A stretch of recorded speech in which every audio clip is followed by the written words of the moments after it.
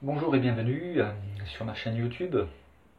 Alors aujourd'hui j'aimerais parler du salut, le salut chrétien.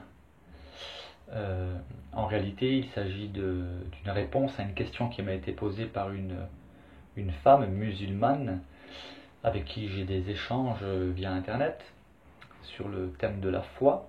Nous partageons dans le respect de notre foi commune et elle me posait la question. Elle m'a demandé, elle m'a dit ça serait bien que je fasse une vidéo sur le salut d'après le christianisme parce que j'entends tout et son contraire. Certains lui ont parlé du purgatoire, d'autres lui ont dit qu'on ira tous au paradis, d'autres lui ont dit que un chrétien il peut commettre tous les péchés qu'il veut, il ira de toute manière au paradis, etc., etc. Bien des idées fausses. Car non, un chrétien ne peut pas faire ce qu'il veut, c'est-à-dire qu'il ne peut pas commettre tous les péchés qu'il veut, comme ça, volontairement, en se disant, après tout, j'irai au paradis parce que Jésus est mort sur la croix pour mes péchés, donc tout m'est permis. Ce n'est pas du tout cela, l'évangile, ni le salut en Jésus-Christ. D'ailleurs, ceux qui croient en pareilles inepties auront de très mauvaises surprises, le jour où ils passeront de cette vie à trépas, comme on dit, c'est-à-dire de l'autre côté. L'idée du purgatoire est une invention totale. Le purgatoire, cette idée que on puisse passer un certain temps dans un endroit où on souffre un certain temps histoire d'expier nos péchés est une invention qui n'a d'ailleurs aucun sens bibliquement parlant, parce que s'il avait suffi de passer un temps plus ou moins long dans un purgatoire, il n'aurait pas été nécessaire que Jésus vienne, lui, parmi nous, souffrir ce qu'il a souffert, mourir sur la croix pour nos péchés, pour faire l'expiation. Ça n'aurait eu aucun sens s'il aurait suffi de passer un certain temps dans un purgatoire. Jésus non plus n'est pas mort pour que tout le monde soit sauvé. Alors je m'explique, il est mort, oui, effectivement, pour chacun, mais je veux dire, tout le monde ne sera pas sauvé. Quand il est dit que Jésus a porté sur lui les péchés du monde entier, cela n'est valable que pour ceux qui croient en ce sacrifice. Si par exemple, j'aime bien prendre cet exemple, vous êtes propriétaire d'un hôtel de luxe, que vous voyez un pauvre malheureux, un SDF dans la rue, vous l'aimez, vous allez le voir, vous avez vraiment de la compassion pour lui, vous lui dites voilà, à partir d'aujourd'hui, vous n'avez plus besoin de rester dehors, vous pouvez aller à l'hôtel en face, tout est payé, et vous pourrez vivre là-bas, gratuitement. Si ce que vous lui dites ne trouve pas la foi chez votre interlocuteur, c'est-à-dire que si ce SDF ne croit pas que ce que vous lui dites est vrai, malgré tout l'amour que vous avez pour lui, malgré le fait que vous êtes le propriétaire de l'hôtel et que sa chambre est payée, eh bien, il n'en bénéficiera pas parce qu'il ne vous a pas cru. Et vous n'allez pas le forcer. De la même manière, Dieu, le message évangélique, se trouve dans l'évangile de Jean, chapitre 3, verset 16, c'est Jésus qui a prononcé ces paroles, car Dieu a tant aimé le monde qu'il a donné son Fils unique, afin que quiconque croit en lui ne périsse point, mais qu'il ait la vie éternelle. Si vous ne croyez pas en ce message, vous ne serez pas au bénéfice du salut. Jésus est mort sur la croix pour nos péchés. Il veut être notre Sauveur et notre Seigneur. Si je ne l'accepte pas comme Sauveur et Seigneur, je ne serai pas sauvé. Et on ne peut pas accepter d'avoir Jésus comme Sauveur et pas comme Seigneur. C'est une mauvaise compréhension. Certains pensent, ils se disent, ah bien, Seigneur Jésus, je crois en toi, je crois que tu es mort à la croix pour mes péchés, merci, je crois en toi, donc je serai sauvé, et je vis comme j'ai envie de vivre. Non. La condition sine qua non, c'est ensuite de suivre les enseignements de Jésus-Christ. Mais la base de la foi, c'est effectivement, la base du salut, c'est la foi en Jésus-Christ.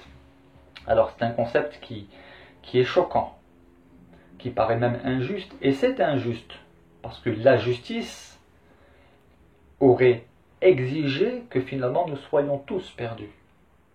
C'est donc injuste. Certains disent, mais c'est injuste que Jésus ait souffert sur la croix pour nous, pour nos péchés, ça n'a pas de sens, c'est une folie. Oui, l'apôtre Paul le disait lui-même. C'est un scandale pour les Juifs, les religieux, ceux qui sont attachés à la mise en pratique de la religion, et c'est un scandale pour les juifs donc, et une folie pour les Grecs. Les Grecs, ça englobe tous ceux qui ne sont pas juifs. Toutes les autres peuplades, d'ailleurs, même aujourd'hui, il y en a qui considèrent que c'est une folie, et pour d'autres, c'est un scandale.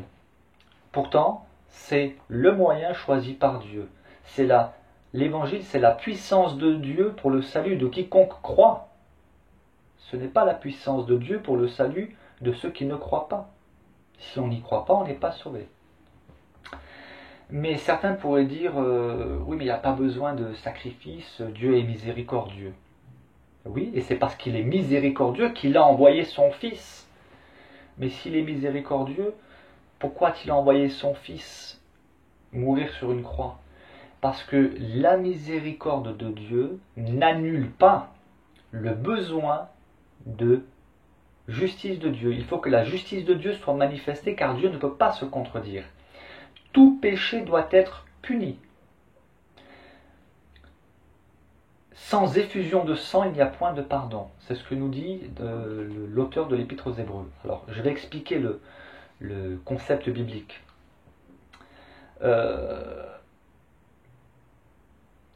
Nous sommes tous pécheurs par nature. Certains affirment que lorsque nous venons au monde, nous sommes sans péché.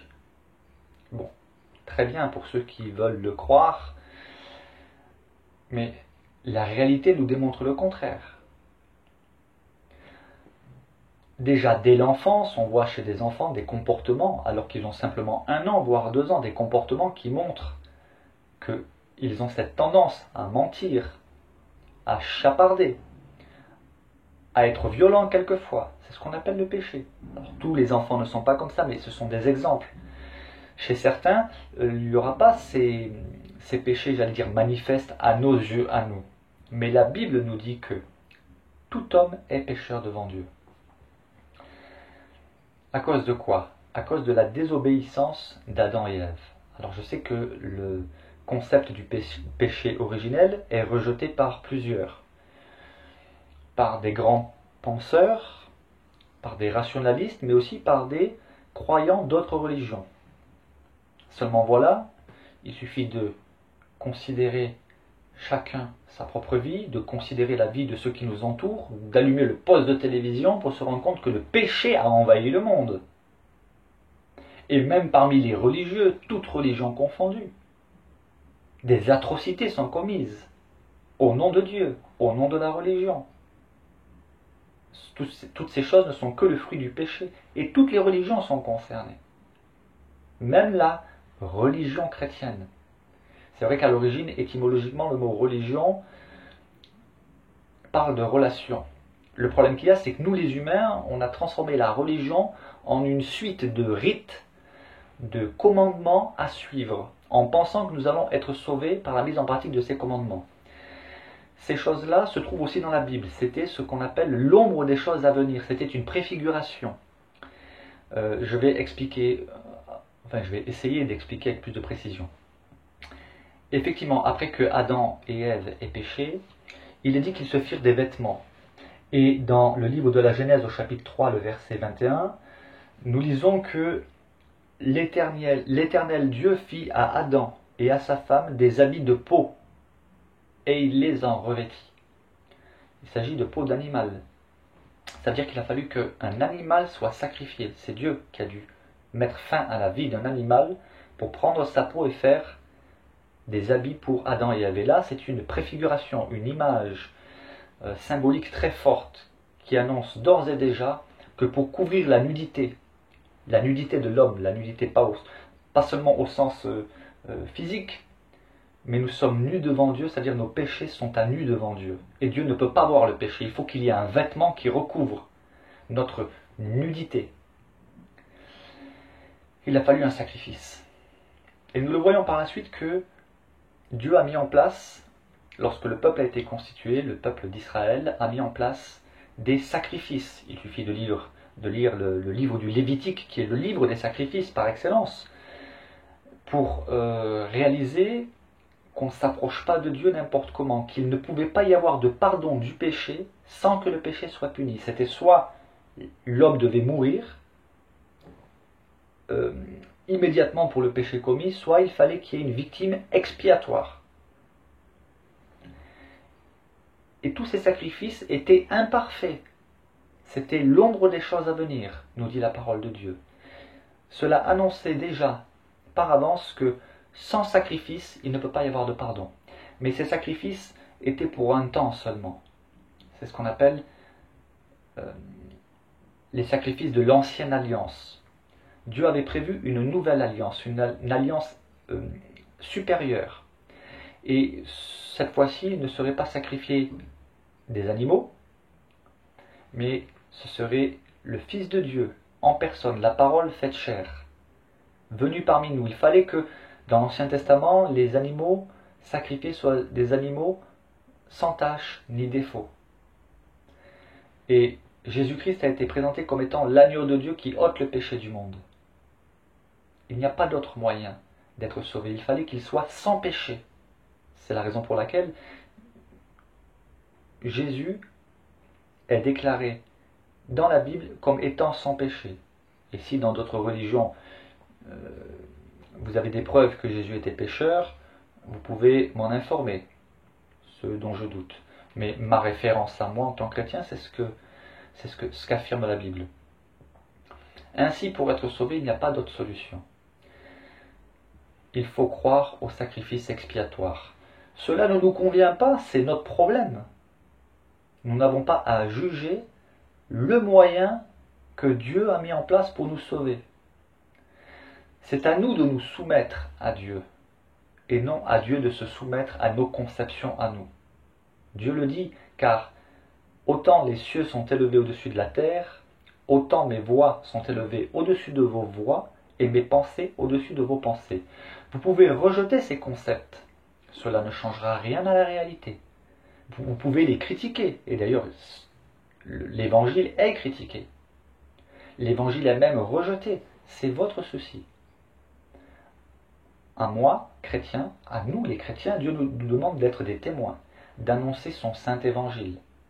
Mais nous n'avons pas la capacité ni le pouvoir de vous convaincre.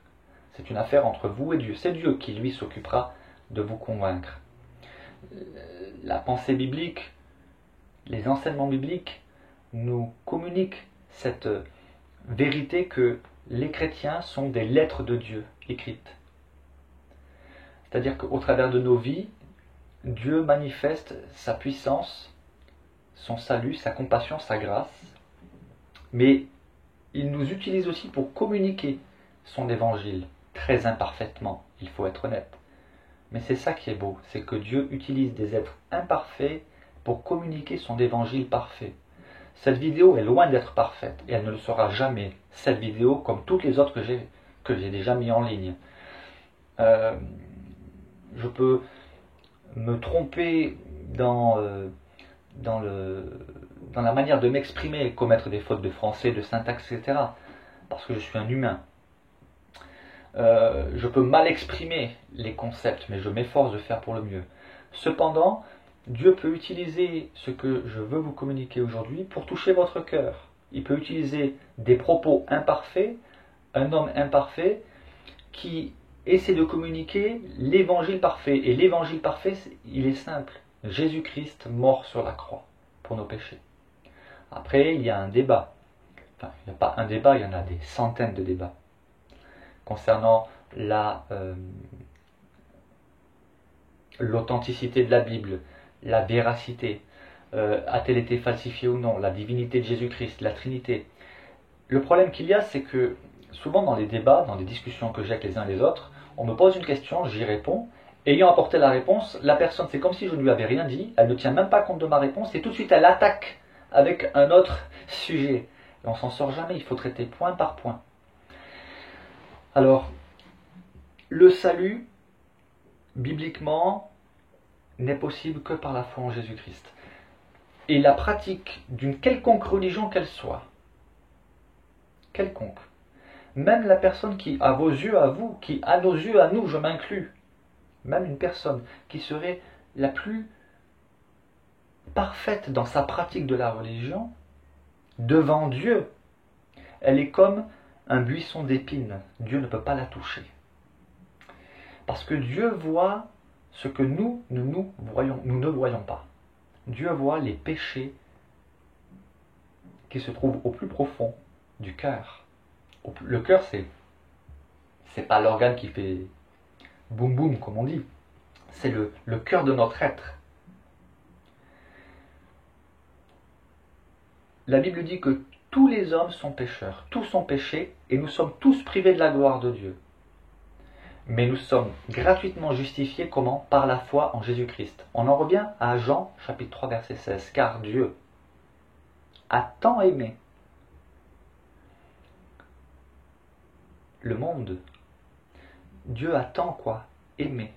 Ça, c'est ce qui motive Dieu, l'amour. Il a aimé qui? Le monde, tout le monde. Il a fait quoi? Car Dieu a tant aimé le monde qu'il a donné. Parce que l'amour donne avant de prendre. Il a donné. Qu'a-t-il donné? Son Fils unique. Certains disent oui, on est tous des fils de Dieu. Oui, c'est vrai. Quand on devient chrétien. On peut être des fils de Dieu dans le sens qu'on a été créé par lui. Mais quand il est parlé du Fils de Dieu, le Fils de Dieu, et non pas un Fils de Dieu, quand il est parlé du Fils unique de Dieu, c'est différent. Car Dieu a tant aimé le monde qu'il a donné son Fils unique. Pourquoi? Afin que quoi? Afin que quiconque c'est tout le monde. Il n'y a pas de restriction. Pas de restriction de couleur de peau, pas de restriction de religion, de conditions sociales, peu importe d'où vous venez, vous êtes un être humain, vous êtes concerné. Afin que quiconque croit en lui, en qui lui? Au Fils unique, croit en lui, ne périsse point. Périr. Afin que quiconque croit en lui ne périsse point, mais qu'il ait la vie éternelle. Ça veut dire que l'enjeu, c'est de périr ou ne pas périr. Ah oui, mais alors Dieu nous menace. Ce n'est pas qu'il nous menace, c'est qu'il nous annonce une vérité. Si vous êtes un spécialiste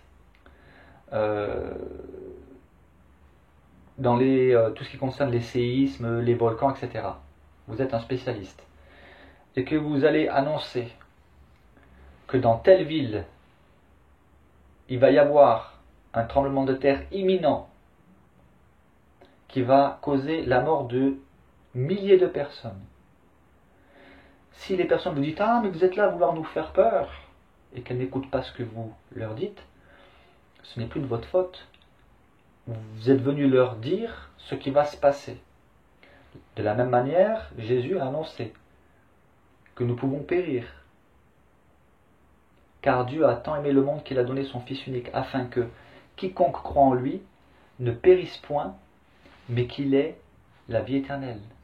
Dieu ne veut pas que nous périssions, mais nous annonce que nous allons périr si nous ne croyons pas en son Fils et avoir la vie éternelle.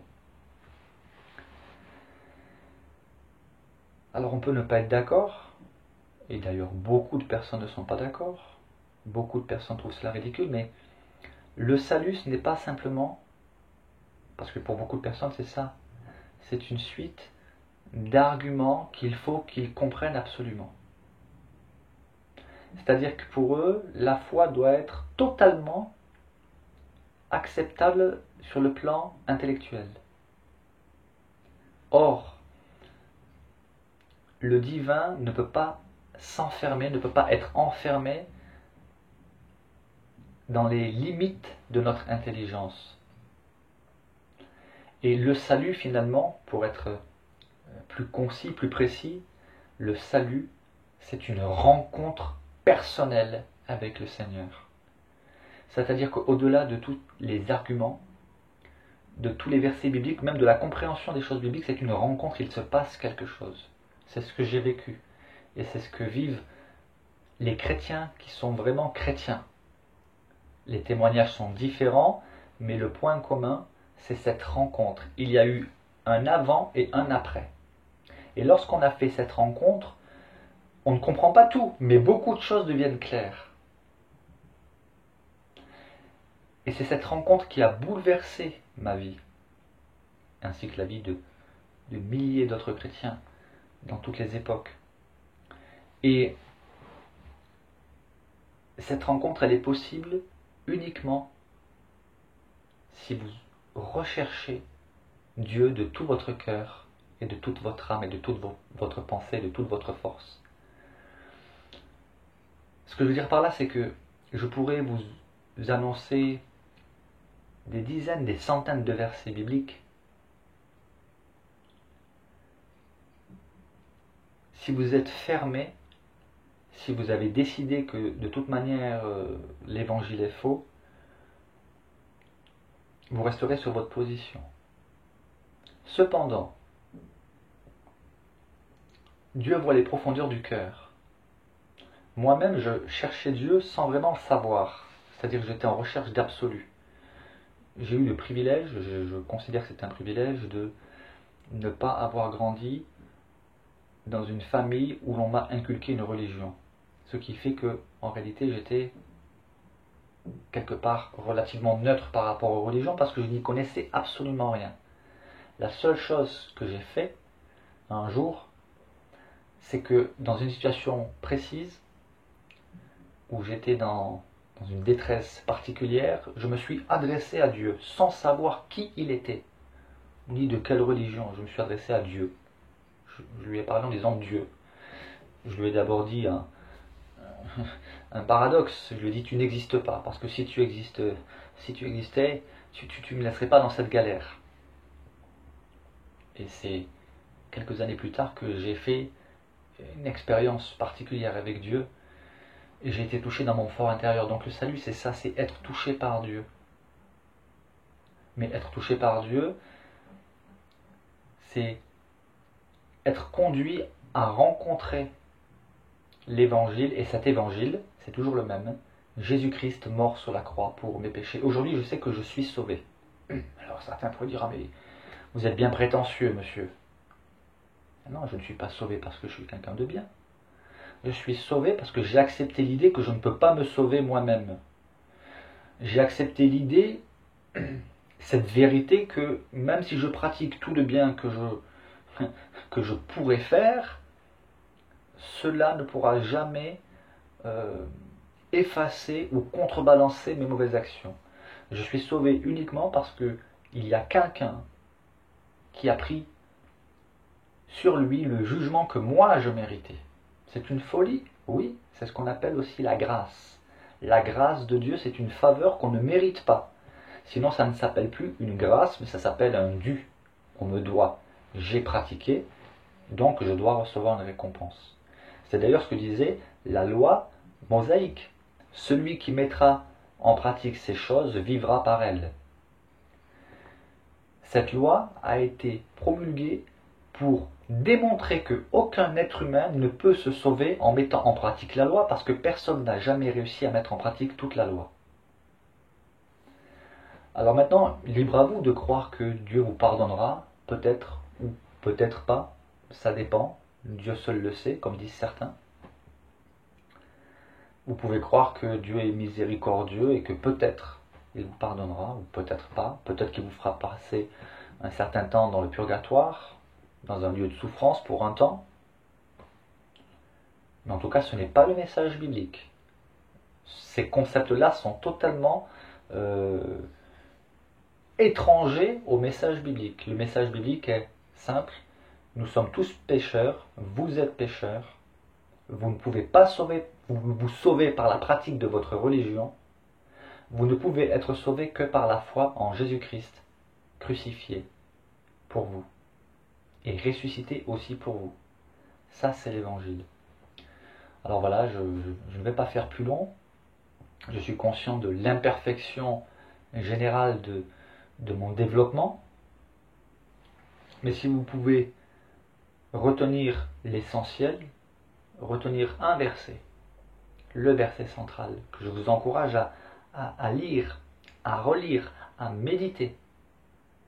Car Dieu a tant aimé le monde qu'il a donné son Fils unique, afin que quiconque croit en lui ne périsse point, mais qu'il ait la vie éternelle. Évangile de Jean, chapitre 3, verset 16.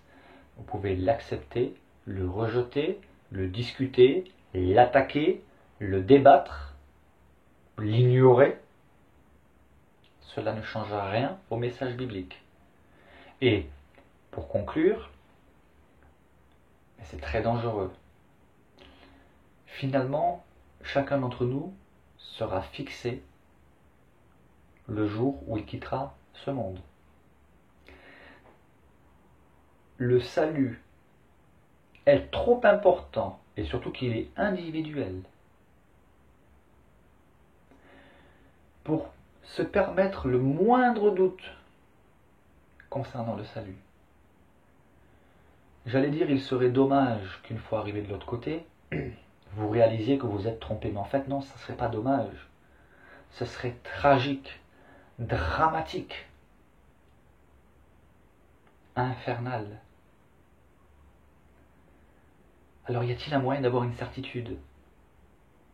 Y a-t-il un moyen infaillible, sûr à 100%, d'avoir des certitudes sur la divinité de Jésus-Christ? Jésus-Christ était le Fils de Dieu. Est-ce que vraiment il est mort crucifié sur la croix pour mes péchés? Est-ce que vraiment l'évangile est digne de confiance?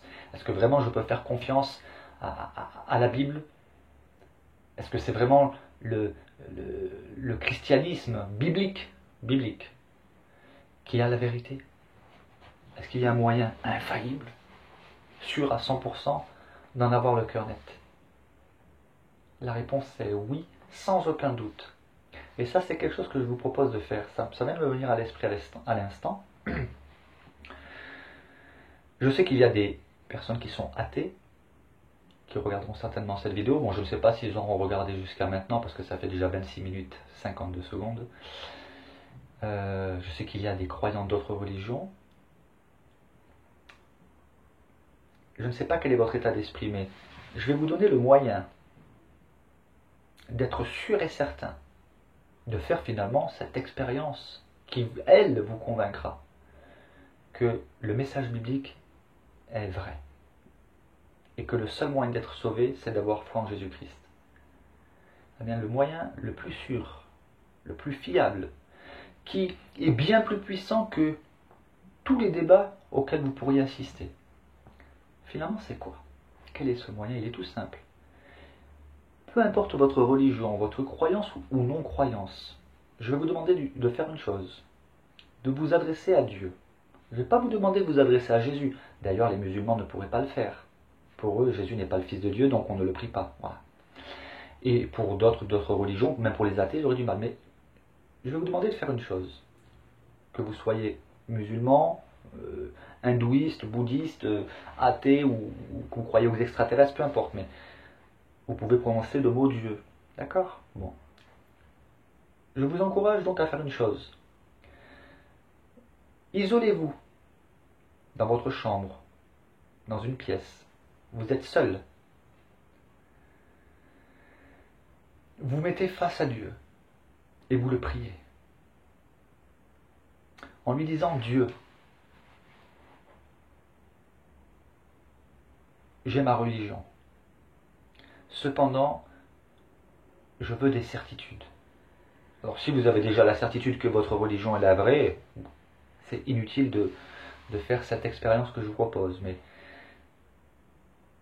si au fond de vous, vous voulez vraiment avoir la certitude, à 100%, donc vous vous isolez, vous dites à Dieu: voilà Dieu, dans ce monde il y a beaucoup de religions, moi j'ai ma religion, ou alors moi je suis athée, ou bref.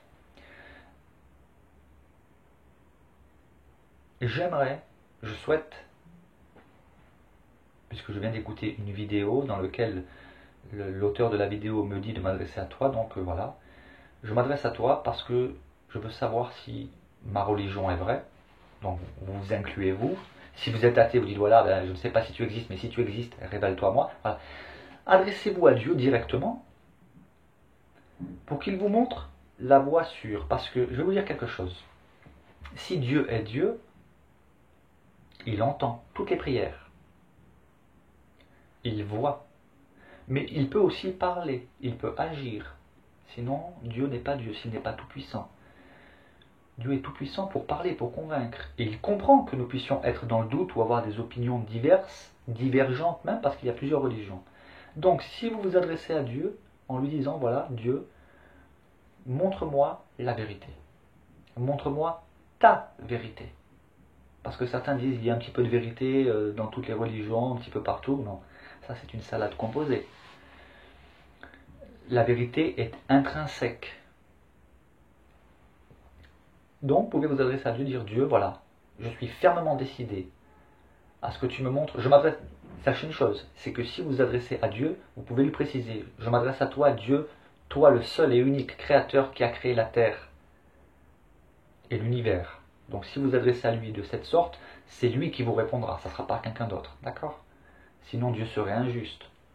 Adressez-vous à lui de cette manière en disant, voilà, je suis décidé, coûte que coûte, peu importe les sacrifices que ça me coûte, que ça me coûtera. Montre-moi ta vérité. Est-ce que Jésus-Christ est vraiment le seul moyen de salut par lequel nous puissions être sauvés? Si vous faites cette prière sincèrement, alors je peux vous le garantir, Dieu vous répondra et vous montrera, vous révélera que Jésus-Christ est le seul chemin, la vérité et la vie pour vous sauver, et que nul ne va au Père que par lui. J'avais proposé de faire cette expérience à une personne il y a déjà de cela plusieurs années, et je l'avais vue peut-être une quinzaine de jours plus tard, 3 semaines, elle était totalement surprise. Elle me dit, William, c'est incroyable. Je dis quoi? Elle me dit, ce que tu m'as dit est vrai. Je dis quoi? Elle m'a dit, tu m'avais dit de prier Dieu, et je l'ai prié de manière précise, et il m'a répondu. Je lui ai dit oui, mais elle était surprise. Moi j'étais encouragé, et voilà. Là c'est le seul moyen, parce que finalement je peux faire des tas de vidéos, je peux expliquer l'évangile en long, en large, en travers. Il faut que vous fassiez votre propre expérience personnelle. Il faut qu'à un moment donné, vous, parce que c'est votre salut qui est en jeu. Enfin, j'aime pas le terme en jeu, parce que c'est pas un jeu. Mais c'est votre salut qui est au centre de cette démarche. Vous ne pourrez pas dire devant Dieu, ah mais un tel m'a enseigné ceci, un tel m'a enseigné cela, j'ai lu ceci, j'ai écouté cette vidéo, j'ai lu ce livre. Dieu serait en droit de vous dire, mais pourquoi tu ne t'es pas adressé à moi? Moi, je t'aurais montré. C'est qui Dieu? C'est moi ou c'est un tel ou tel autre? Tu as préféré placer ta confiance dans tel enseignant, dans tel livre, dans telle vidéo, dans tel personnage qui savait bien parler, mais tu ne t'es pas adressé à moi. Dieu pourra vous le dire. Or, si vous vous adressez à lui et que vous lui demandez le chemin du salut, le jour où vous comparaîtrez devant Dieu, si jamais vous vous êtes trompé, mais vous ne vous serez pas trompé. Mais imaginons que Dieu vous dise, ah tu t'es trompé, vous lui direz, je me suis adressé à toi Dieu, et tu ne m'as pas répondu. Mais ce scénario est impossible, parce que Dieu n'induit pas en erreur. Si vous vous adressez directement à lui, il vous demandera de le suivre. Il vous montrera le chemin. Une question est importante, êtes-vous prêt à le suivre? Parce que dans certaines religions, chez les hindouistes par exemple, quitter l'hindouisme, beaucoup ont été tués parce qu'ils ont quitté l'hindouisme. Beaucoup ont été, chez les athées, beaucoup ont été rejetés de leur famille parce qu'ils sont devenus, soi-disant, illuminés de Jésus. Jésus a dit, celui qui me confessera devant les hommes, je le confesserai devant mon Père. Celui qui me confessera publiquement devant les hommes, je le confesserai publiquement devant mon Père. C'est vrai que pour nous, occidentaux, j'allais dire les blancs, les occidentaux c'est pas que les blancs, vous avez compris la culture occidentale,